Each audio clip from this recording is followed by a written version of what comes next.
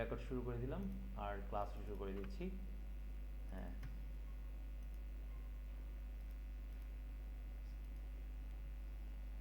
জি, okay fine. সবাই মনোযোগী হই। প্রথম কথা হচ্ছে আসলে ইংরেজি ভাষাটা কি, আসলে কিসের উপর ডিপেন্ড করে, ঠিক আছে? এই বিষয়ে আলোচনা করি আমি প্রথমে। ব্যাপারটা হচ্ছে সম্পূর্ণ ইংরেজি ভাষাটা, সম্পূর্ণ ইংরেজি ভাষা টোটাল 24টি বিষয়ের উপর নির্ভর করে। 24টি বিষয়ের উপর নির্ভর করবে,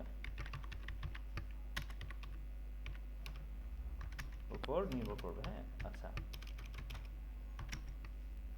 এই 24টি বিষয় যদি আপনি জানেন আর এই 24টি বিষয় যদি মাথায় রাখেন, তাহলে আপনার বলতে পারেন যে আপনার কোনো জায়গায় মানে ইংরেজি ভাষা নিয়ে সমস্যা হবে না ইনশাআল্লাহ। তো সেক্ষেত্রে আপনাকে এই 24টি বিষয় ভালো করে আয়ত্ত করতে হবে।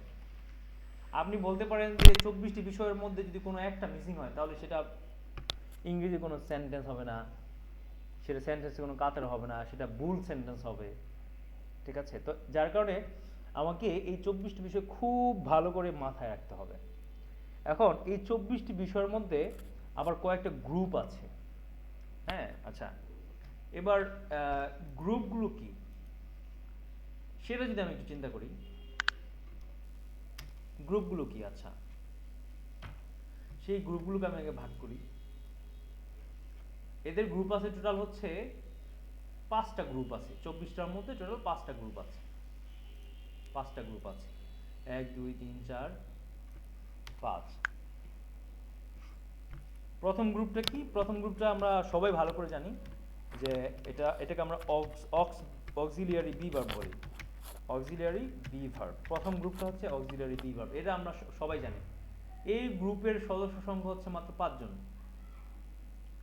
এই গ্রুপের সদস্য সংখ্যা হচ্ছে মাত্র 5 জন। সেটা কি?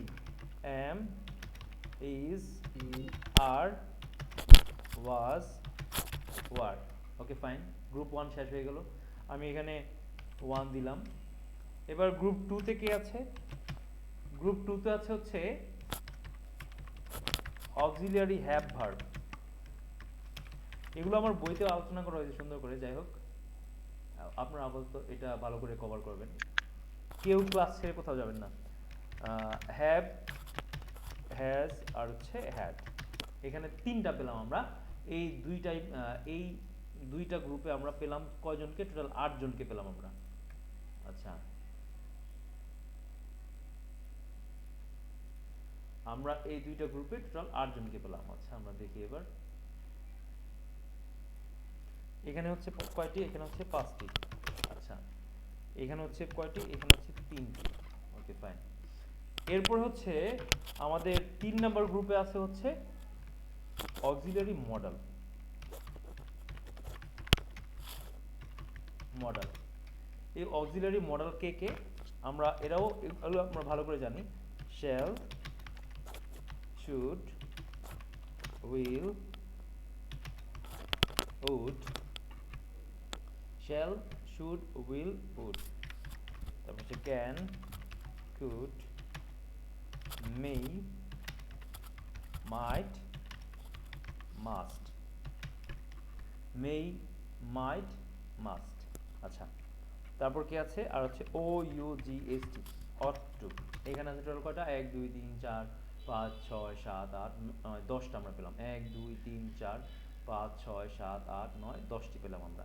তাহলে আমরা 3 নাম্বার গ্রুপে পেলাম কয়টি? 10টি পেলাম। আচ্ছা, ওকে ফাইন। চতুর্থ গ্রুপে কি কারা আছে? চতুর্থ গ্রুপে আছে হচ্ছে ডু ভার্ব। আমরা এটাকে বলতে পারি auxiliary do verb. Auxiliary do verb. Auxiliary do ভার্বে কে কে আছে? তিনটা শব্দ আছে, সেটা হচ্ছে ডু, ডাজ, ডিড। এখানে আমরা পেলাম কয়টি? 3টি পেলাম আমরা। আর 5 নম্বরে আছে হচ্ছে কে? 5 নম্বরে আছে present form, sorry present, present and হচ্ছে পাস্ট ফর্ম। তাহলে আমরা এখানে পেলাম কয়টা? এই প্রেজেন্ট ফর্ম এবং পাস্ট ফর্মে কে কে আছে? প্রেজেন্ট ফর্ম এবং পাস্ট ফর্মে আছে হচ্ছে ভার্ব 1, তারপর হচ্ছে ভার্বের এস অথবা ইএস, আর একটা হচ্ছে ভার্বের 2। তো আলটিমেটলি আমরা এখানে কয়টা পেলাম? আমরা এখানে পেলাম 3টা বিষয়কে। তাহলে আমাদের সব মিলিয়ে হচ্ছে কয়টা? টোটাল আমাদের 24টা হইল। এই 24টা বিষয় ছাড়া ইংরেজি ভাষার কোনো বাক্য তৈরি হয় না। যদি এই 24টা বিষয়ের কোনো একটা অনুপস্থিত থাকে তাহলে বুঝতে হবে সেটা কোনো বাক্য না, সেটা কোনো সেন্টেন্স না, সেটা সেন্টেন্সের কোনো কাতারে পড়ে নাই।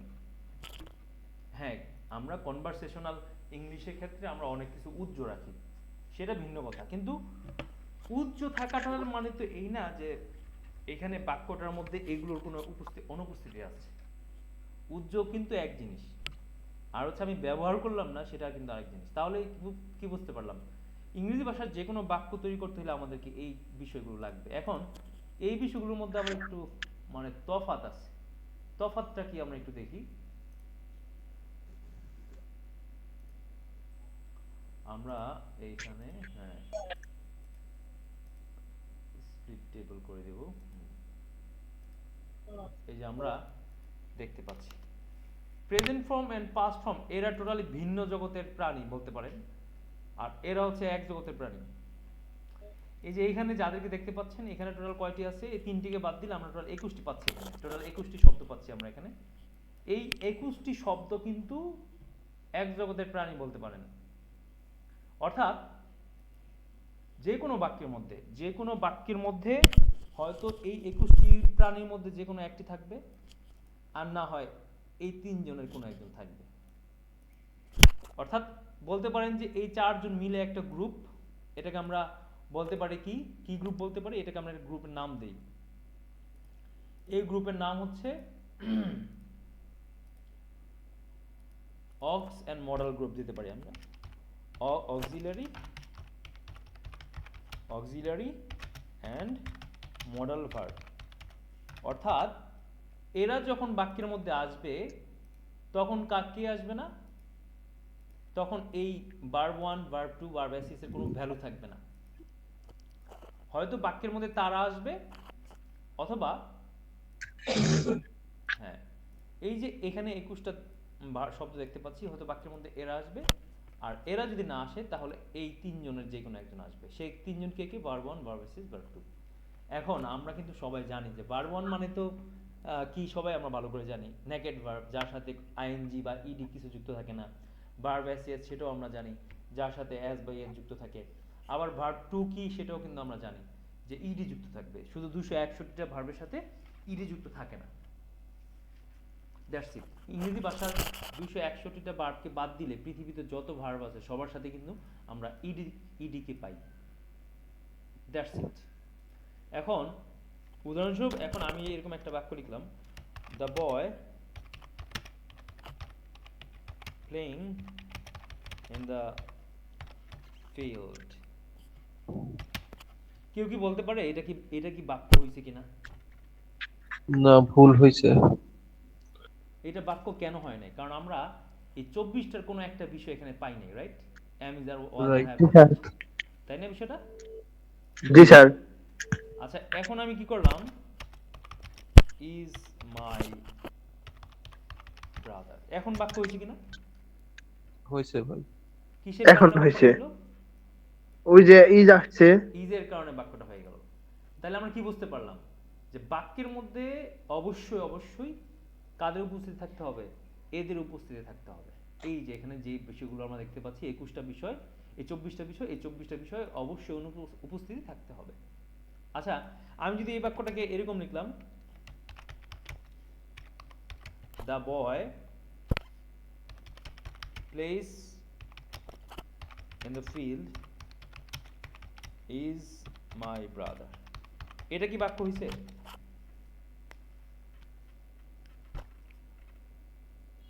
কে বলতে পারে কিনা? কে বলতে পারে এটা বাক্য কি কারেক্ট না ইনকারেক্ট? হয়েছে তো। কে বলতেছে হয়েছে? হয় নাই তো স্যার। কিভাবে হয় নাই?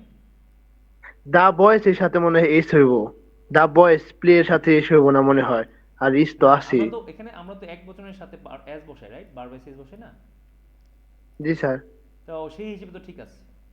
ওই যে আমরা জানি সকলে এক বচনের সাথে বার বাই এস মানে বারবের হ্যাঁ সাথে হ্যাঁ এস হ্যাঁ যুক্ত করতে হয়, তাই না? হ্যাঁ, এস বাই এস যুক্ত করতে হয়, হ্যাঁ। এটা তো সেই ঠিক হিসেবে আছে। তো আবার এইখানে এই যে ইজ দেখতে পাচ্ছি, সেটাও ঠিক আছে না? হ্যাঁ, আচ্ছা, অক্সিলারি ভার্ব। আর কেউ কি আমাদের পক্ষে যে এই বাক্যটা ঠিক আছে? কেউ কি বলতে পারবে যে এই বাক্যটা ঠিক আছে? এরকম কেউ আছে? ঠিক আছে স্যার। ঠিক আছে। আর কেউ? মানে সবার কথা হচ্ছে ঠিক আছে, রাইট? কেউ কি প্রমাণ ইয়েস স্যার, করতে ঠিক পারবে এই আছে। বাক্যটা ভুল? কেউ এমন জি কেউ স্যার, আছে ঠিক যে আছে, প্রমাণ করতে পারবে এই বাক্যটা ঠিক ভুল? বলেছেন।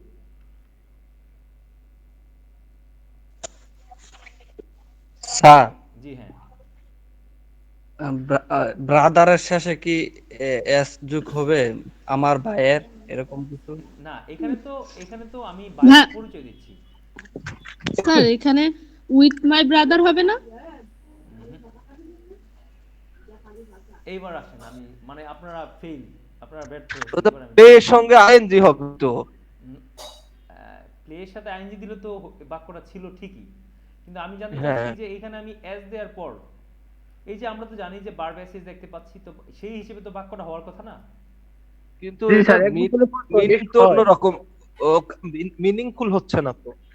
হ্যাঁ, মিনিংফুল হচ্ছে না। ব্যাপারটা হচ্ছে ওই যে আমি মাত্র বললাম না যে ইংরেজি ভাষার নিয়ম কি, একটা সেন্টেন্সের মধ্যে কি থাকবে, এই 24টার যে কোনো একটা থাকবে। কয়টা থাকবে? একটা, কিন্তু হয়ে একটা, গেছে কয়টা এখানে? দুইটা। দুইটা, দুইটা হয়ে দুইটা গেছে। হয়েছে। এখন আপনি যদি দুইটা আনতে চান তাহলে তো কিছু একটা লাগবে। ব্যাপারটা বুঝতে হুম। পেরেছেন? আমরা যেমন জোড়াতালি দেই না? স্যার। হ্যাঁ, তাইলে এই যে আমরা জানি ইংরেজি ভাষার নিয়ম হচ্ছে যে এই যে আমরা 24টা দেখতে পাচ্ছি শব্দ, এখানে 24 ধরনের কথা মানে শব্দ দেখতে পাচ্ছি, এই 24টার কোনো একটা অবশ্যই থাকতে হবে বাক্যের মধ্যে এবং একটাই থাকতে পারবে। এখন আপনি যদি দুইটা দিতে চান তাহলে দুইটাকে কানেক্ট করার জন্য একটা ব্রিজ লাগবে। মনে করেন যে আপনি এই পারকে আর ওই পারের সাথে ব্রিজ করবেন, প্রত্যেকটা কিন্তু এক একটা স্বাধীন টেন্স। এম একটা টেন্স, ইজ একটা টেন্স, প্রত্যেকটা কিন্তু এক একটা টেন্স, এক একটা কাল। বুঝেন ব্যাপারটা? এমও একটা কাল, ইজও একটা কাল, আরও একটা কাল, তার প্রত্যেকে এক একজন নায়ক আর কি। মনে করেন যে সেনাপতি, এরা প্রত্যেকেই কি, এরা প্রত্যেকে এক একজন সেনাপতি। এখন সেনাপতি মনে করেন যে তো সে তার দলকে পরিচালনা করবে। এখন আমি যদি দুইটাকে কানেক্ট করতে চাই তাহলে সেখানে তো একটা কানেকশন, কিছু একটা লাগবে, কানেকশন করার জন্য কিছু একটা লাগবে, তাই না? ব্যাপারটা কি বুঝতে পেরেছেন? জি স্যার।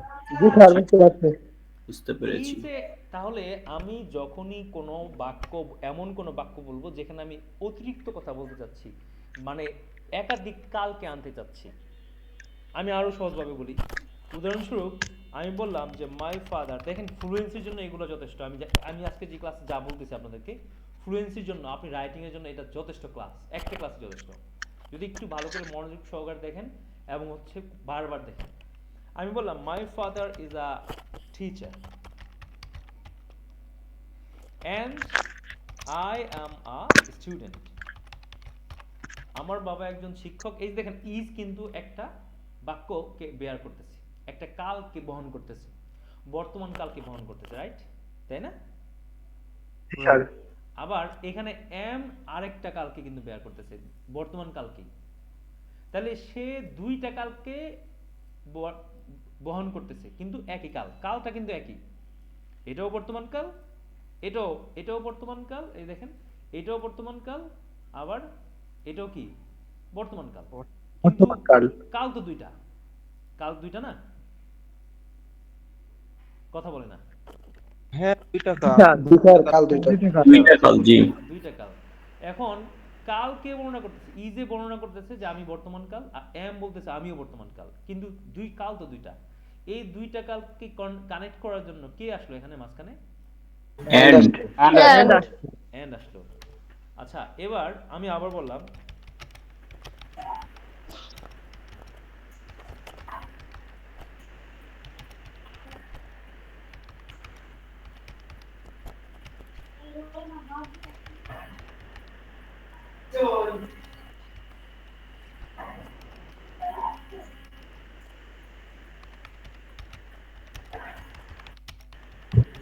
যখন আমি দেখেন এখানে আবার এখানে আমরা এখানে ওয়াজ দেখতে পাচ্ছি।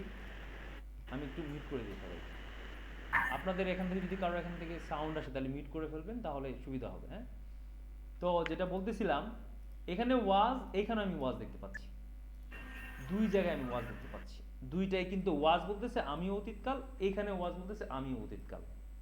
অর্থাৎ কাল একই কাল, কিন্তু কাল তো দুইটা, রাইট? তাই না? জি স্যার। এই দুইটা কালকে কানেক্ট করার জন্য আমি কাকে নিয়ে আসছি এখানে দেখেন তো? ওয়েন। When? হোয়েনকে নিয়ে আসছি। তাহলে আমরা কি বুঝতে পারলাম? যখনই আমি এই যে 24টার দুইটা কোনো বিষয়কে আনতে যাবো, এই যে এখানে আমি যে 24টা বিষয় দেখতে পাচ্ছি, এই 24টার মধ্যে যখনই আমি দুইটা বিষয়কে আনবো, আমি না আপু।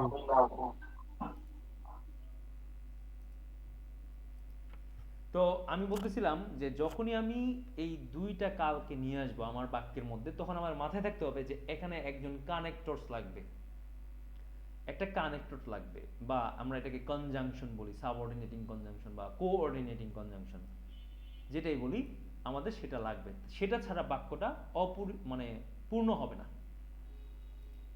That's it. এবার আমি যেভাবেই বলি, এবার সাবঅর্ডিনেটিং কনজাংশন হোক, কোঅর্ডিনেটিং কনজাংশন, এই যে ওয়েন, এটাকে বলা হয়, আমরা ওয়েন মানে জানি সবাই যখন বা কখন, কিন্তু এটার একটা নাম আছে, সেই নামটা হচ্ছে কোঅর্ডিনেটিং কনজাংশন, সাবঅর্ডিনেটিং কনজাংশন, বা রিলেটিভ প্রোনাউন বলা হয় এটাকে, রিলেটিভ অ্যাডভার্ব বলা হয়। আচ্ছা, আমাদের মানে অত কিছু যাওয়ার দরকার নেই, আমরা মাথায় রাখবো যে যখনই আমি একই জিনিসকে দুইবার আনতে যাব, এই যে দুইবার যদি আমি কে আনতে চাই, বা এই যে এখানে যারা আছে তাদের মধ্যে দুইজনকে আনতে চাই, বা একটাকে দুইবার আনতে চাই, এখানে যে 24টা বিষয় আছে, এই 24টা বিষয়ের কোনো একটাকে দুইবার আনি, অথবা 24টা বিষয় থেকে যে কোনো দুইটাকে আমি আনি, যেটাই করি না কেন, আমাকে সেখানে অবশ্যই একটা কানেক্টরস আনতে হবে। সেই কানেক্টরসের নামকেই আমরা বিভিন্ন নামে ডাকি, কনজাংশন বলি, কোঅর্ডিনেটিং কনজাংশন বলি, সাবঅর্ডিনেটিং কনজাংশন বলি, কোরিলেটিভ কনজাংশন বলি, ঠিক আছে, লিঙ্কার্স বলি, অনেক কিছু বলি। তো যাই হোক, তাহলে আমরা এই জিনিসটা করবো। তো এখানে কি বলতেছে? when I was a teacher, যখন আমি শিক্ষক ছিলাম, my son was only 5 years old, আমার ছেলের বয়স ছিল মাত্র 5 বছর। খুব ইজি। আবার এটাকে যদি আমি একটু অন্যভাবে বলি, আমি বললাম I was a teacher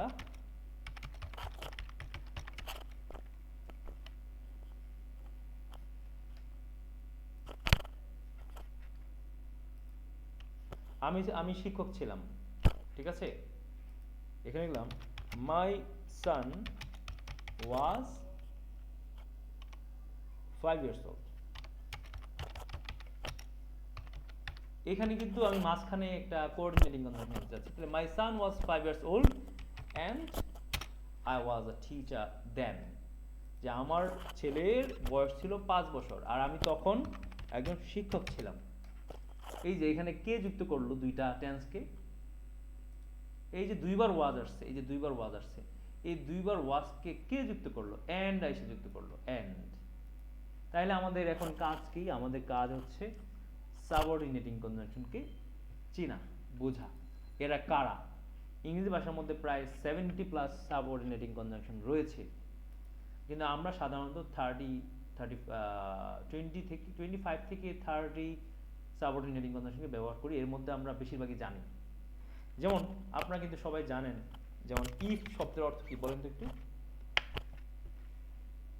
ও আমি তো ই করে রাখছি, আপনাদেরকে মিউট করে রাখছি।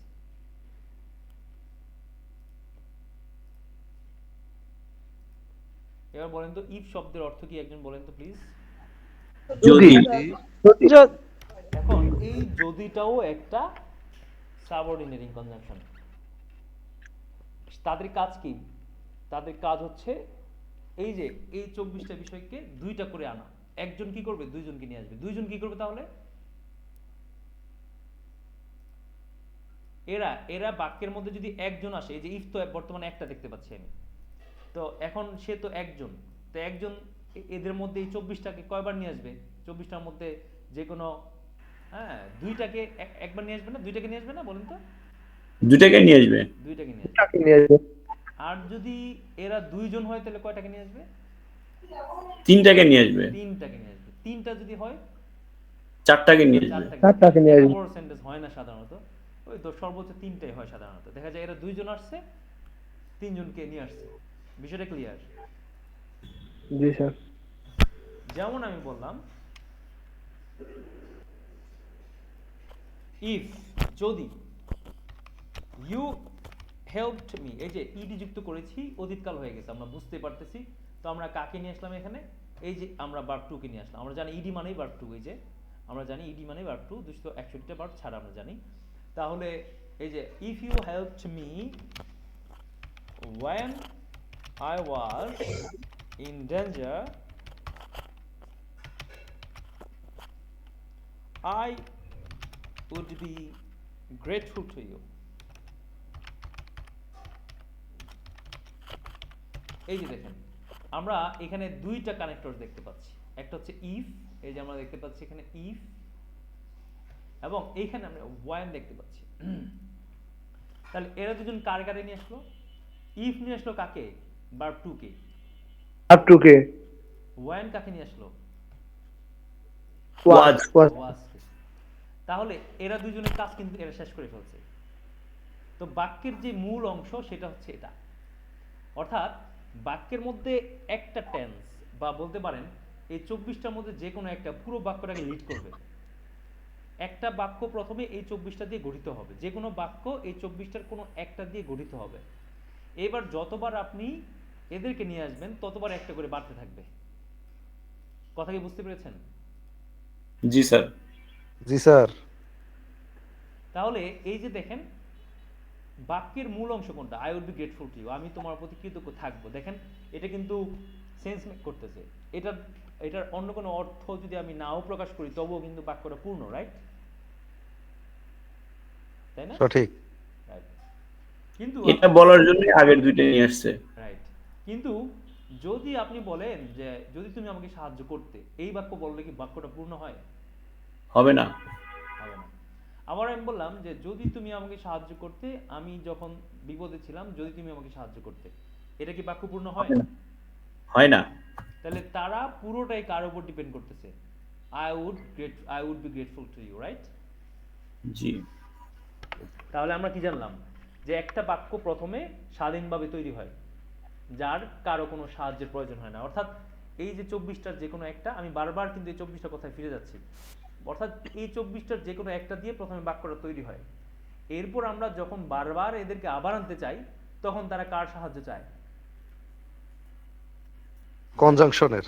এই যে কনজাংশনের সাহায্য চায়, Connector. কোঅর্ডিনেটিং কনজাংশন বা সাবঅর্ডিনেটিং কনজাংশনের সাহায্য চায়।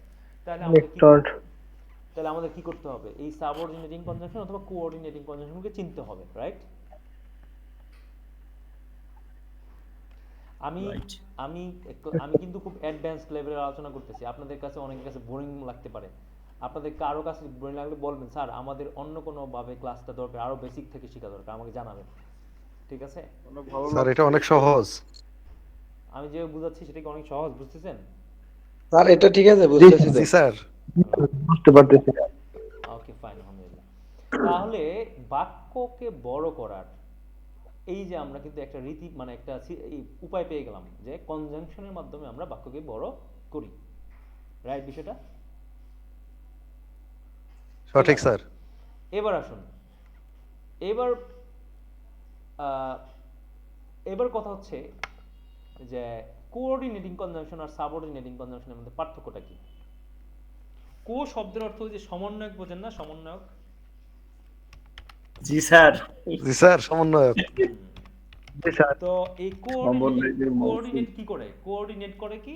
সে সমন্বয় করে, অর্থাৎ দুইজনকে একসাথে যুক্ত করে। দুইজনই কিন্তু স্বাধীন, দুইজনের পাওয়ার সেম, কেউ কারোর উপর ডিপেন্ডেন্ট না।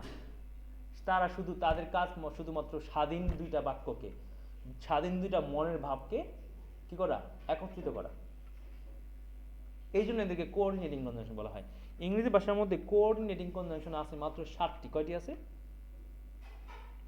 7টি। 7টি আছে। এই 7টিকে আমরা ফ্যান বয়েজ দ্বারা চিনতে পারি। কি দ্বারা বলেন? Fan boys. Fan boys boys. দ্বারা চিনতে পারি। যেমন এই যে এফ এ হচ্ছে ফর, এটাকে আমরা বাংলা ভাষায় বলি কারণ। যখন আপনি এই ফরের পরে দুইটা টেন্সকে নিয়ে আসবেন, অর্থাৎ এই যে এখানে যে শব্দগুলো দেখতে পাচ্ছেন 24টা বিষয়, এই 24টা বিষয়ের কোনো দুইটাকে যখন আপনি নিয়ে আসবেন, তখন কিন্তু ফরের অর্থ হয়ে যাবে কি বলেন, কি হবে? কারণ। কারণ কারণ হয়ে যাবে। What for. এই কারণ। তাহলে আপনি বলতে পারেন যে I was absent from the office, আমি অফিসে ছিলাম না গতকাল, ইয়েস্টারডে। হ্যাঁ, এবার আমি লিখলাম ফর আই ওয়াজ সিক। কি দাঁড়াইলো তাহলে বলেন? অসুস্থতার কারণে আমি গতকালকে অফিসে গতকাল অনুপস্থিত ছিলাম। উপস্থিত হতে পারিনি। আমি গতকাল অফিসে অনুপস্থিত ছিলাম, কারণ এই যে ফর দ্বারা এখন কি বোঝাচ্ছে? কারণ বোঝাচ্ছে। I কারণ was sick। এখানে ওয়াজ আমি কত অসুস্থ কয়বার আসছে? ছিলাম। ওয়াজ কয়বার আসছে দেখেন তো? 2বার আসছে। দুইবার দুইবার আসছে। আসছে। কার সাহায্যে আসলো? ফরের ফরের সাহায্যে ফরের সাহায্যে আসলো। তাহলে এই সাতটাকে আমাদের চিনা দরকার, তাই না? আমরা তো একটাকে চিনলাম মাত্র। জি স্যার, এই ফ্যান জি বয়েস স্যার। অ্যাপ দ্বারা ফর কে বোঝায়, রাইট? তাই না? ইয়েস। ওকে, ফাইন। এবার হচ্ছে এ দ্বারা আমরা কি বুঝি দেখি। এ দ্বারা আমরা এন্ড কে বুঝি। এন্ড এটা আমরা সবাই জানি, এবং আর ও, ও। ঠিক আছে, ইত্যাদি অর্থে ব্যবহৃত হতে পারে বাংলা ভাষায়। এটা খুব ইজি। আমরা সমজাতীয় কথাকে যুক্ত করার জন্য এন্ড কে ব্যবহার করি, অর্থাৎ দুইটার ব্যালেন্স একই রকম যদি হয় তখন, বিপরীতমুখী না। ঠিক আছে, যেমন আমি বললাম একটা আমি যদি হারমোনি মেনটেন করতে যাই যখন, তখন আমরা কিন্তু এন্ড কে ব্যবহার করি। উদাহরণস্বরূপ আমি বললাম যে I wake up early in the morning, আমি সকালে ঘুম থেকে তাড়াতাড়ি উঠে and I make ablution and go to mosque. এই যে অ্যান্ড বারবার কেন বলতেছি, আমি একটা ধারা কিন্তু এখানে বজায় রাখতেছি।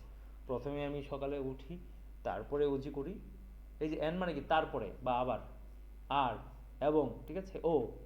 তাহলে এই যে আমি ধারা বজায় রাখার জন্য কিন্তু আমি বারবার অ্যান্ডটাকে ব্যবহার করতেছি। অর্থাৎ যখন আমি একটা সিকোয়েন্স বজায় রাখবো, একটা শ্রুতি বজায় রাখবো, তখন আমি অ্যান্ডকে বারবার ব্যবহার করব। কিন্তু শর্ত হচ্ছে কি, অ্যান্ড বারবার যখন আনবো তখন কিন্তু আমরা এদের দুইজনকে নিয়ে আসবো, এই যে এখানে যে কোনো দুইজনকে নিয়ে আসবো। হ্যাঁ, তবে ইংরেজি ভাষার একটা ব্যাপার হচ্ছে অ্যান্ড এবং বাটের ক্ষেত্রে সামনে আসতেছে এই একই শব্দ আবার উচ্চ রাখা যায়। উদাহরণস্বরূপ আপনি বললেন এরকম, I was sick yesterday, যে আমি গতকাল অসুস্থ ছিলাম, and was admitted। এই যে আমি আবার এটাকে পুরোটা লিখি, and I was admitted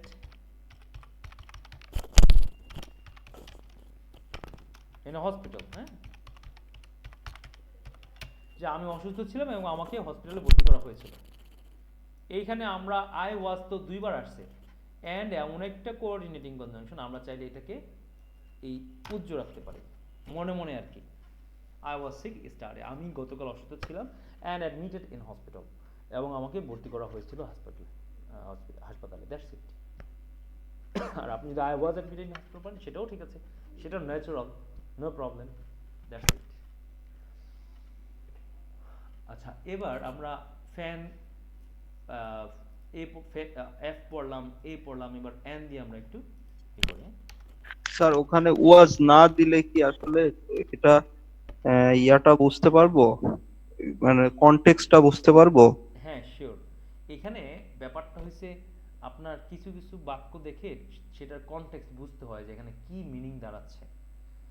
বাক্যটা কিন্তু শুধুমাত্র স্ট্রাকচারের উপর বেস করে না, মূলত বাক্যটা কিন্তু আমাদের প্রত্যেকটা বাক্য আসলে কিন্তু বেস করে আমাদের সিচুয়েশনের উপরে, আমাদের কনটেক্সট। বুঝতে পারছি স্যার, বুঝতে পেরেছেন? Clear? Since I was sick yesterday and আমি হসপিটালে অ্যাডমিটেড হয়েছিলাম। রাইট, বিষয়টা বুঝতে পেরেছেন? Okay, ji sir. হ্যাঁ। তাহলে এখানে আমরা এ পেলাম, আমরা সরি ফ্যানের ফর পেলাম, এর আমরা এন্ড পেলাম, আর তারপর হচ্ছে নর। এই নর মানে হচ্ছে না। আমরা অনেক সময় বলি না, আমি এইটাও করব না ওইটাও করব না, এরকম কিন্তু আমরা বলি, রাইট? কি বলেন, তাই না? জি উদাহরণস্বরূপ স্যার। উদাহরণস্বরূপ আমি বললাম I will not go I will not go with you, আমি তোমার সাথে যাব না। নর, এই যে বলছে আমি তোমার সাথে যাব না, না আমি তোমার সাথে কথা বলবো, তাহলে আমি কি বললাম? Nor will I talk to you. এখানে কেউ কি বলতে পারবেন এখানে এই 24টার মধ্যে কোন দুইটা বিষয় আসছে? আমরা জানি যে যেহেতু দুইটা বিষয় তখনই আসে যখন এই যে আমরা এই ফ্যান ভয়েসকে অর্থাৎ কোঅর্ডিনেটিং কনজাংশনে নিয়ে আসি। কেউ কি বলতে পারবেন এখানে কোন দুইটা জিনিস আসছে?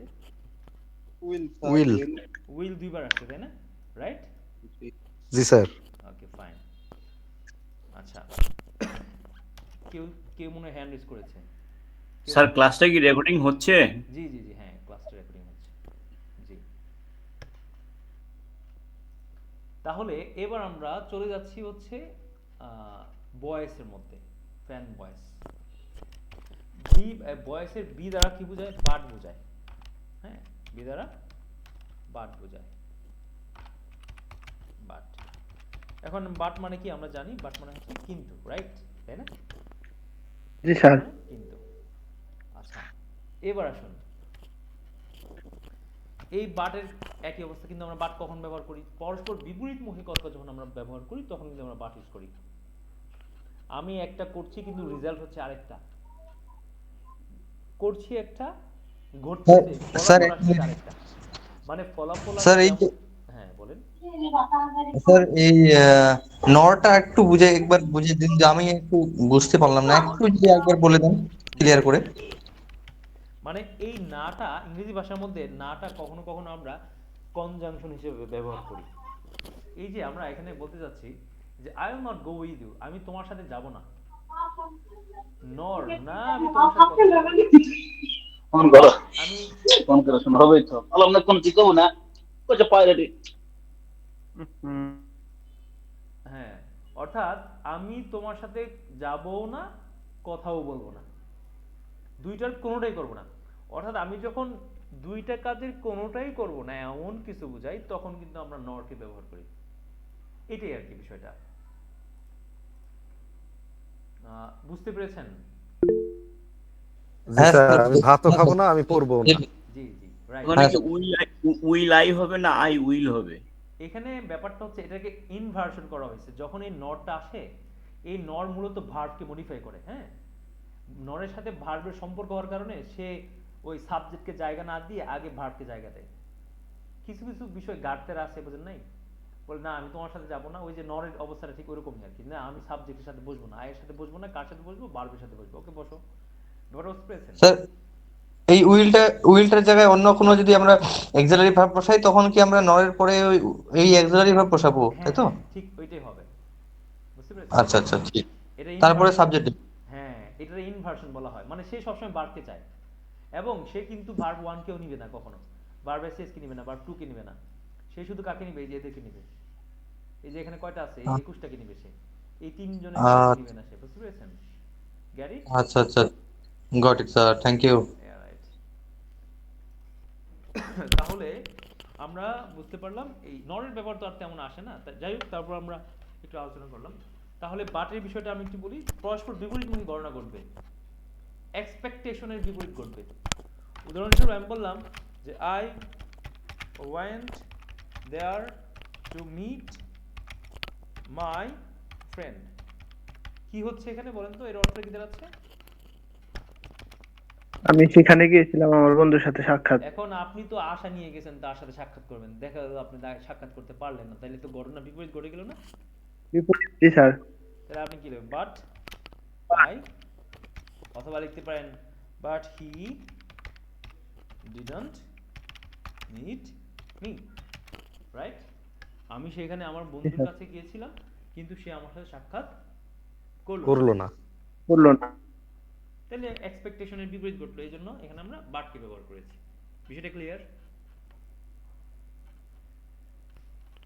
আবার জি স্যার। আমি বললাম যে হি ইজ হার্ড ওয়ার্কিং। দেখেন ইংলিশটা হচ্ছে ধারাবাহিকভাবে শিখলে আমি কিন্তু এগুলো আপনাদের জন্য রেখে দিয়েছিলাম যে আমি সময় মতো করে আমার করবো, আমি ডেলিভারি দিব, কিন্তু মাঝখানে ছাত্র আন্দোলন, তারপর হচ্ছে আরো বিভিন্ন সমস্যা, আমারও কিছু সমস্যা ছিল, বই লেখালেখির একটা বিশাল চাপ ছিল বলতে পারেন। মানে এটা প্যারামাউন্ট টাস্ক হয়ে গেছে আমার জন্য, বই লেখালেখির বিষয়টা। এই সবগুলো মিলিয়ে আমি এগুলা আসলে জিয়ে রাখছি। আমি ভাবছি যে আপনাদেরকে বই লিখে যদি আমি এগুলা ক্লাসগুলো করি তাহলে আপনাদের জন্য খুবই ইফেক্টিভ হবে, ওই চিন্তা করে আমি ওগুলা আপনাদের দেই নাই। এগুলার জন্য আসলে আমি মনে করি যে প্রত্যেকটার জন্য বা প্রত্যেকটার জন্য আলাদা করে ক্লাস করা দরকার, প্রত্যেকটার জন্য, এগুলা প্রত্যেকটার জন্য আলাদা করে ক্লাস করা দরকার। যদিও কোঅর্ডিনেটিং কনজাংশন একটা ক্লাসে পসিবল, কিন্তু সাবঅর্ডিনেটিং কনজাংশনের যে বিষয়গুলো আছে প্রত্যেকটা দিয়ে একটা ক্লাস করা যাবে, এগুলোর এত ব্যবহার আছে। ঠিক আছে, তাহলে I went there to meet my friend but he didn't meet me, এটা বললাম। হি ইজ হার্ড ওয়ার্কিং, দেখেন এইখানে আমি বললাম যে সে পরিশ্রমী। এখন পরিশ্রমী হইলে একটা লোক স্বাভাবিকভাবেই, হ্যাঁ, সে কি করবে, সে ভালো করতে পারবে। কিন্তু দেখা গেল না, সে ভালো করতে পারছে না, তাহলে কি হবে, আশার এক্সপেকটেশনের বিপরীত করতেছে, তাহলে আমি সেখানে পার্ট ইউজ করতে পারি। He is hard working but he Kant manage 3 meals a day.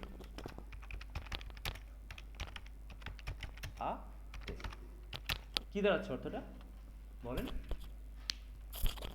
সে অনেক পরিশ্রমী, কিন্তু 3 দিনের খাবার সে জোগাড় করতে পারে না। 3 বেলার খাবার সে জোগাড় করতে, তো 3 বেলার খাবার সে জোগাড় করতে বেলা। পারে না।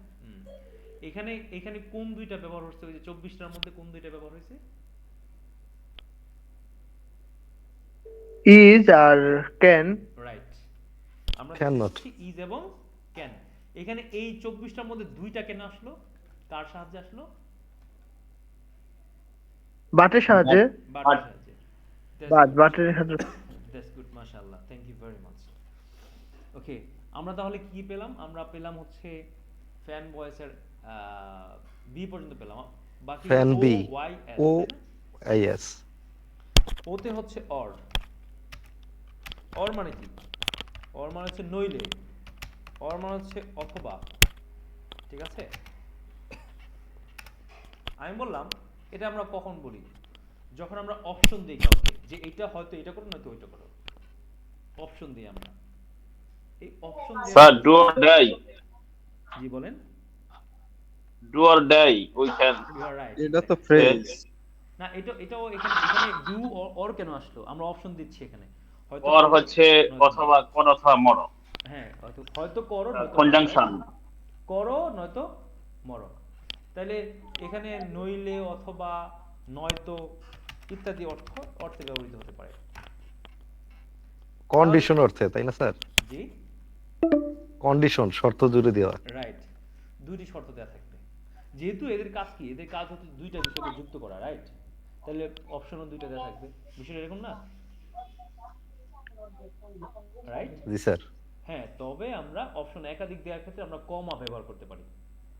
ঠিক আছে, রাইট? জি স্যার। এবার তাহলে আমি ফর এক্সাম্পল আমি বললাম এরকম, I'll go to ঢাকা, আমি ঢাকা যাব, অর নইলে অথবা I'll Narayanganj. at home, home, আমি Stay at home. আমি ঢাকা যাব, নইলে আমি বাসায় থাকবো, অবস্থান করব। That's it. ওকে, তাহলে অরের ব্যবহার স্যার এখানে স্যার এখানে আই উইলটা কি উজ্জ্ব রাখা যাবে অরের পরে? হ্যাঁ, অবশ্যই, শিওর, আমরা উজ্জ্বল রাখতে পারি। I'll go to Dhaka or stay at home, that's it। কারণ এখানে আমরা দেখতে পাচ্ছি একই বিষয়, তবে অরের ক্ষেত্রে সাধারণত উজ্জ্ব না রাখাই বেটার। বুঝতে পেরেছেন? গেট ইট? আমরা সাধারণত Yes, sir. উজ্জ্ব রাখা যায়, বেশিরভাগ ক্ষেত্রে আমরা উজ্জ্ব রাখি হচ্ছে বাটের ক্ষেত্রে আর হচ্ছে এন্ড এর ক্ষেত্রে। ওকে, অবশ্য বর্তমানে এই নিয়মটাকে অনেকটা বিলুপ্ত করে দেওয়া হচ্ছে ন্যাচারাল ইংলিশ বলার ক্ষেত্রে, এটাকে মানে ধরা হয় না, অনেকে মানে বাট এবং এন্ড এর পরে পুরোটাই বলে। ঠিক আছে, আচ্ছা, ইংরেজি ভাষা অনেক পরিবর্তন আসছে, আগের চেয়ে অনেক বেশি পরিবর্তন। হি উইজ, স্যার এই সেন্টেন্স গুলা যখন বলে, যেমন he is too weak to walk. Right, এইগুলো, এই যে আমরা এগুলো কিন্তু প্রিপোজিশনের ব্যবহার আছে এখানে, এগুলো আমরা আলোচনা করব। ঠিক আছে, আপনারা যারা আমার বই মানে কিনেছেন, এই প্রত্যেকটা শব্দ আমি ভেঙে ভেঙে আলোচনা করেছি, বইটার ভিতরে। আর এখানে আরেকটা ব্যাপার হচ্ছে যে আপনি যদি বইয়ের মাঝখান থেকে পড়েন আপনি বুঝবেন না, হয়তো বুঝতে সময় লাগবে। কিন্তু আপনি যদি একবারে ধরে ধরে প্রথম চ্যাপ্টার থেকে শুরু করেন, চ্যাপ্টার 1, 1.1, 1.2, 1.3, ঠিক আমি যেভাবে সাজাইছি এইভাবে স্টেপ বাই স্টেপ পড়েন, আপনি ইনশাআল্লাহ টোটাল একটা প্যাক্ট হয়ে যাবেন। ইংরেজি ভাষার একটা আপনি ছোটখাটো নৌকা হয়ে যাবেন আশা করা যায়, অথবা জাহাজ হয়ে যাবেন, যেটাই হোক, ঠিক আছে? তো সেই জাহাজ দিয়ে সমুদ্রে চলবেন, এই তো আর কি। তো যেটা বলতেছিলাম, I will go to Dhaka, আবার বললেন না স্যারে শুধু তার স্যারের বইয়ের অ্যাডভার্টাইজমেন্ট করে। আমি কিন্তু আপনাদেরকে বলছি না যে আমার বই কিনতে হবে বা কিনেন, ঠিক আছে? ওকে, আর মার্কেটিং এ একটা টার্ম আছে স্যার। অবশ্য আলহামদুলিল্লাহ অনেকে কিনেছেন। এ পর্যন্ত আমি গত কতদিন, 19 দিন মনে হয়, 19 দিনে আমি বুস্ট তেমন করি নাই বলতে পারেন, ঠিক আছে? বুস্ট ছাড়া এবং বুস্ট সহ সব মিলিয়ে আলহামদুলিল্লাহ প্রায় 250 বই সেল হয়েছে আলহামদুলিল্লাহ, ঠিক আছে? আলহামদুলিল্লাহ। জি, আলহামদুলিল্লাহ। এবং আরেকটা মজার ব্যাপার হচ্ছে যে যারা বই নিচ্ছে তারাও অ্যাডভার্টাইজমেন্ট করে দিচ্ছে স্যারের, মানে বা যারা বইটা একটু দেখতেছে তারাও কেনার জন্য আগ্রহ দেখাচ্ছে। এটা একটা পজিটিভ দিক, এই আর কি। যারা কিনেছেন তারা দুই একজন একটু যদি কথা বলতেন, আমি কি সত্য বললাম কিনা, অথবা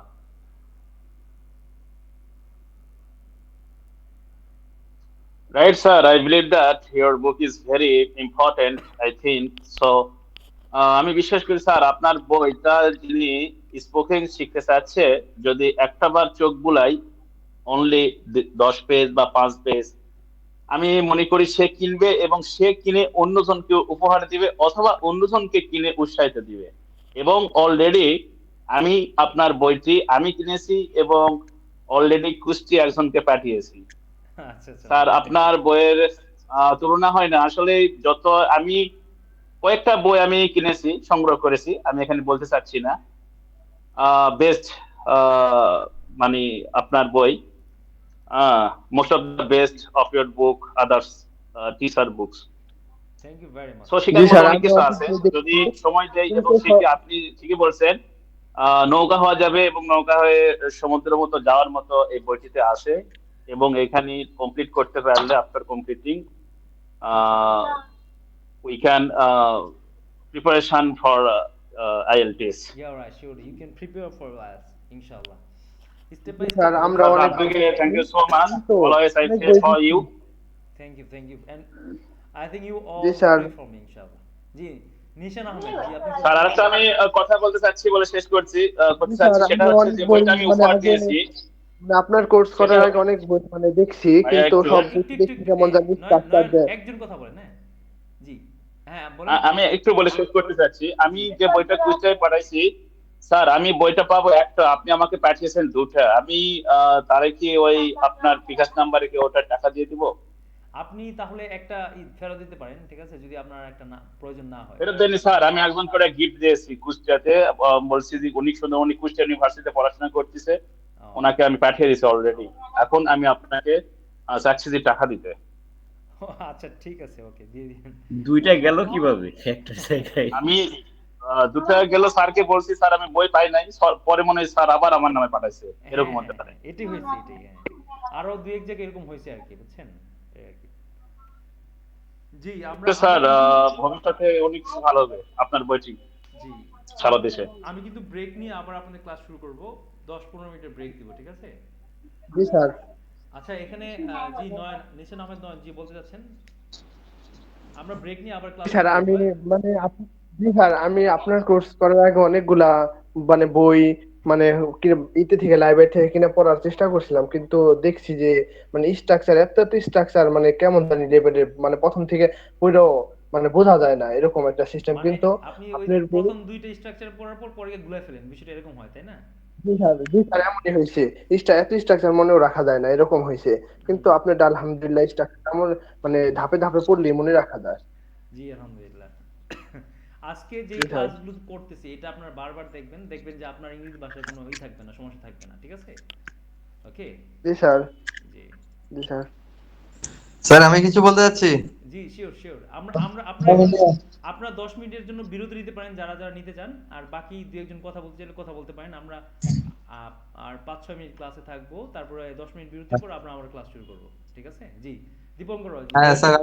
হুম। এটা হ্যাঁ স্যার। হাঁপা নেওয়ার সময় দিন স্যার, খাওয়া দাওয়া করে আবার স্টার্ট করি।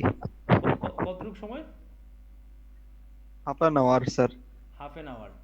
আচ্ছা ঠিক আছে, তাহলে হাফ এন আওয়ার সময় দেওয়া হলো। জি দীপঙ্কর হ্যাঁ হ্যাঁ স্যার, জি। বলছিলাম হ্যাঁ আমি তো ইন্ডিয়া থেকে স্যার বইটা কি করে পাবো? ও, ইন্ডিয়ায় আমার বই অলরেডি 15টা গেছে, বুঝতে পেরেছেন? ঠিক আছে, আচ্ছা আমি আপনাদেরকে একটা প্রকাশনীর নাম দিয়ে দিব, ওইখান থেকে সংগ্রহ করবেন, ঠিক আছে? হ্যাঁ হ্যাঁ হ্যাঁ স্যার, আমার বইটা লাগবে। জি আর আপনাকে যেটা ফিডব্যাক দিব সেটা হচ্ছে, আপনার তো আমি কোর্স করেছিলাম, জি আপনার আপনার কোর্স নিয়েছি আমি। তো কোর্স নেওয়ার পরে এমন হয়েছে আমার কিছু কিছু জিনিস গ্যাপ হয়েছে, তো যেগুলো আমি নিজে থেকে বিভিন্ন ইউটিউব চ্যানেল বা বিভিন্ন টিচারের ভিডিও দেখি। তো সেখানে না আমার এরকম হয়েছে, আমি পুরো ইউটিউব চ্যানেল মানে পুরো ইউটিউব সার্চ করে দেখেছি, মানে আমার কোনো টিচারের যে পড়ানো ধাঁচ বা আমার দেখেন আমার হিন্দি ল্যাঙ্গুয়েজও আমার কোনো অসুবিধা নেই, আমার হিন্দি ল্যাঙ্গুয়েজও আমার মোটামুটি আমার অসুবিধা হয় না বুঝতে বা বলতে। তো বাংলা হিন্দি যে কোনো ইউটিউব চ্যানেল আমি ঘাটে দেখি, যে কোনো মানে যে কোনো ল্যাঙ্গুয়েজে আমার যে কোনো টিচারের, আমার ইউটিউবে কোনো টিচারের এখন যে বুঝায় আমাকে ওগুলো আমি আরে, মানে আমার এনার্জি যায় না। আর এইখানে আপনি যখনই লিঙ্ক দেন তখনই আমি জয়েন হই। এই একমাত্র কারণ হচ্ছে একটাই, যে আপনি যে বুঝান বা আপনার যে বোঝানোর স্কিলস আছে সেটা মানে অতুলনীয় স্যার। আমি বলছি যে আপনার কাছ থেকে আমি শিখতে পেরেছি, যতটা শিখেছি আপনার কাছ থেকেই। আর আমি এখন খুঁজতেছি যেগুলো আমার দরকার, কিন্তু অন্য ইউটিউবার থেকে বা অন্য ভালো ভালো টিচার, আপনার থেকে মিলিয়ন মিলিয়ন সাবস্ক্রাইবার টিচার আছে বা অনেক বড় বড় টিচার আছে যেগুলো ইউটিউবে আছে, কিন্তু স্যার কারো বিশ্বাস করবেন না, আমি কারো ভিডিও দেখে সন্তুষ্ট বোধ করতে পারছি না, যে আমি বুঝতেই পারছি না। বুঝি ঠিকই, কিন্তু আমি যে একটা স্যাটিসফাই হবো স্যার, ওটা আর হতে পারছি না। Right right. যখন মানে আপনার ক্লাস করি তখন আমি স্যাটিসফাই হই যে না, হ্যাঁ এই বিষয়টা আমার ক্লিয়ার হলো। কিন্তু আদার্স কোনো টিচার বলেন, আপনি যার কথাই বলেন, আমি আর অন্য অন্য জায়গা থেকে লার্ন করতে চাইলে আমি সেটা স্যাটিসফাই হই না ভিতর থেকে। এই আপনার একটা জাদু আছে আর কি। ফিল আসে না অন্য কোনো টিচারের থেকে। হ্যাঁ হ্যাঁ, আপনার একটা এই জাদু আছে আর কি। এই জাদুটা কি জাদু আপনি জানেন স্যার? এটা অতুলনীয় স্যার, এটা অতুলনীয়, এটা অতুলনীয় স্যার। ভাই আপনার সাথে একমত আমি। এই যে পেয়েছি আপনার, আমার আমার মনের মতো আরেকজন বলছে আমার মনের কথা। তো কি জানেন দীপঙ্কর দা, হ্যাঁ sir has enough knowledge on psychology. হ্যাঁ হ্যাঁ হ্যাঁ।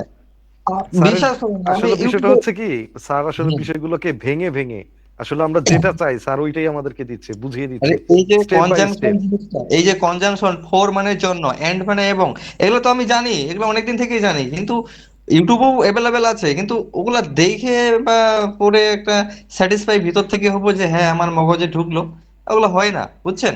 এই স্যারের জি ক্লাস করলে কি একটা জাদু হয়ে যায় ভাই, আমার সব মাথায় আমি তার ভুলি না, আমি তখন মানুষকে পড়াই বলি, এই একটা জাদু আর কি, জাদু বলা যায় এটা, ম্যাজিক, ইটস ম্যাজিক স্যার। আপনি রিয়েলি দোয়া ইটস করবেন ম্যাজিক। যাতে আমি আপনার সাথে সবসময় থাকতে পারি, এই আর কি, ঠিক আছে? ইনশাল্লাহ। শিওর শিওর স্যার, ইনশাল্লাহ শিওর স্যার। স্যার। আমরা তাহলে আধা ঘন্টা পরে আবার ক্লাস শুরু করছি ইনশাল্লাহ। ওকে জি স্যার। ওকে আর আপনাদের জন্য আমি কিছু মানে উপহার রাখছি, সেটা দেখাবো কি উপহার আপনাদের জন্য, ঠিক আছে? আমরা ক্লাস জি আধা স্যার। ঘন্টা পরে আবার ফিরছি ইনশাল্লাহ, ঠিক আছে? জি জি স্যার, অপেক্ষায় থাকবো স্যার। জি। ওকে। আসসালামু আলাইকুম। ওয়ালাইকুম আসসালাম।